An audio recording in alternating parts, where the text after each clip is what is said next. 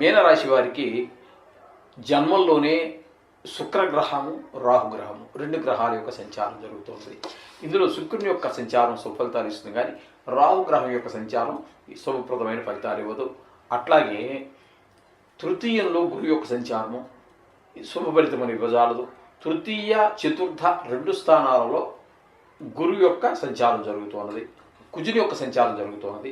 కుజుని యొక్క సంచారం మూడో స్థానంలో సంచారం చేసేటటువంటి ఒక్క 3 రోజులు మాత్రం కొంచెం సుఫలితాలు ఇచ్చినప్పటికీ కూడా మిగతా 5 రోజులు చతుర్థ స్థానంలో రుజుమార్గంలో ప్రయాణం చేసేటప్పుడు ఆ సుఫలితాలు ఇవ్వజాలదు.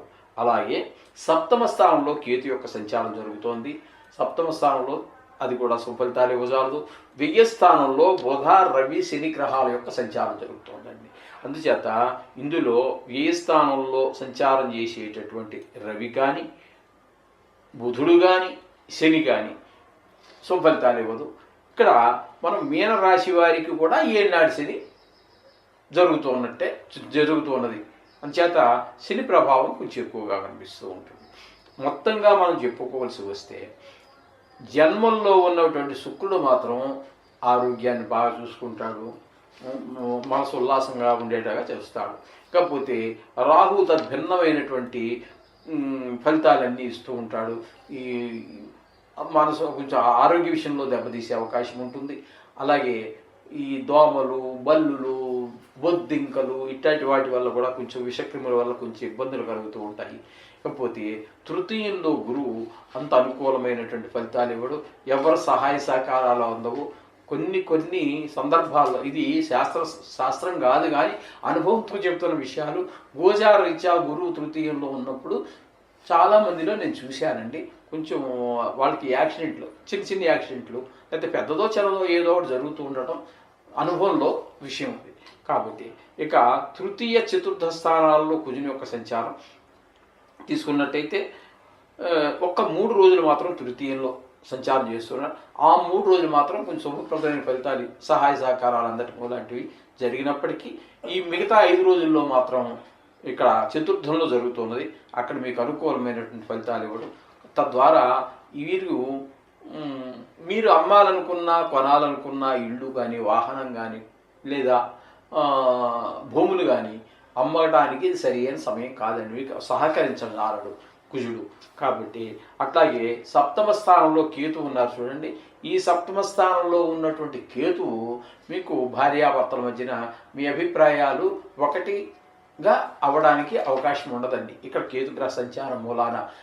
అలాగే మీరు ఎవరితోనా జాయింట్ వ్యాపారం అంటే భాగస్వామ్యంలో వ్యాపారం చేస్తున్నట్టయితే అక్కడ వారికి మీకు మధ్యలో కూడా అంత అనుకూలమైనటువంటి ఫలితాలు కానరావండి. అక్కడ మీ అభిప్రాయాలు వేరుగా ఉండడం, వారి అభిప్రాయాలు వేరుగా ఉండడం, తద్వారా కొంచెం చికాకుగా ఉండటం లాంటి పరిస్థితులన్నీ ఏర్పడుతూ ఉంటాయి. ఇకపోతే వ్యయ స్థానంలో రవి బుధ శని ఈ 3 గ్రహాలు కూడా మనకి ఖర్చును పెంచుతూ ఉంటాయి. మనోవిచారం పెరుగుతుంది, శత్రుభయం పెరుగుతుంది, కొంతమందికి కళతర నష్టం జరిగే అవకాశం ఉంటుంది.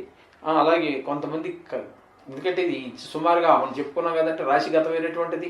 దీని కింద ఈ రాశి కింద ప్రతి రాశి కిందకి కూడా సుమారుగా ప్రపంచవ్యాప్తంగా తీసుకున్నట్టయితే 70 కోట్ల జనాభాకు వస్తుంది. కాబట్టి ఇక్కడ కొంతమందికి కారాగార శిక్షలు పడే అవకాశం ఉంటుంది, కొంతమందికి ధన నష్టం జరిగే అవకాశం ఉంటుంది. ఇట్లాంటి ఫలితాలన్నీ కూడా వ్యయస్థానంలో ఉన్నటువంటి ఈ గ్రహాల వల్ల జరుగుతూ ఉంటుంది. మొత్తం ఈ రవి వల్ల, బుధుని వల్ల, శని వల్ల కూడా జరిగే అవకాశం ఉంటుంది. అందుచేత చాలా ఇబ్బందులు ఈ 3 గ్రహాలు వ్యయంలో ఉండటం వల్ల చాలా ఇబ్బంది ఏర్పడే అవకాశం ఉంది. నిజానికి చెప్పాలంటే ఈ మీనరాశి వారికి శుక్రగ్రహం ఒకటి 8 రోజులు పూర్తిగా సహకరిస్తున్నది. ఇకపోతే కుజుడు మాత్రం ఒక 5 రోజులు సహకరిస్తూ ఉన్నాడు.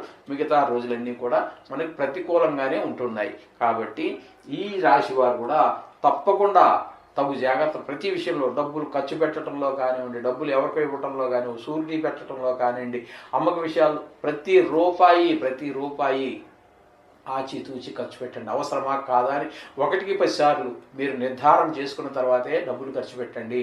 అట్లాగే మాట్లాడేటప్పుడు కూడా మాట్లాడడానికి ముందే ఆలోచించండి. ఈ మాట మాట్లాడవచ్చా, ఈ మాట మాట్లాడకూడదా అనేటువంటిది ఆలోచించి తర్వాతనే మాట్లాడిన తర్వాత ఆలోచించి ప్రయోజనం ఉండదు.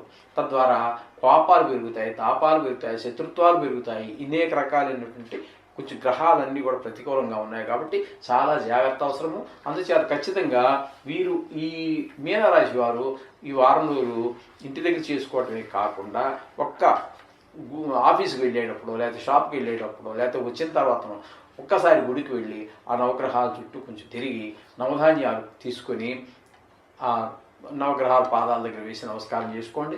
తదుపరి ప్రధాన దేవతను ప్రార్థించండి. చేసుకున్నట్టయితే ఇక్కడ మీకు గ్రహాల యొక్క తీష్ణత తగ్గి మనకి కొంచెం అనుకూలమైనటువంటి ఫలితాలు వచ్చే అవకాశం ఉంటుంది తప్పకుండా. ఇది కేవలం ఏం భయపడద్దండి, ఇది కేవలం రాశి ఫలితాలే, మీ వ్యక్తిగత జాతకం కానే కాదు.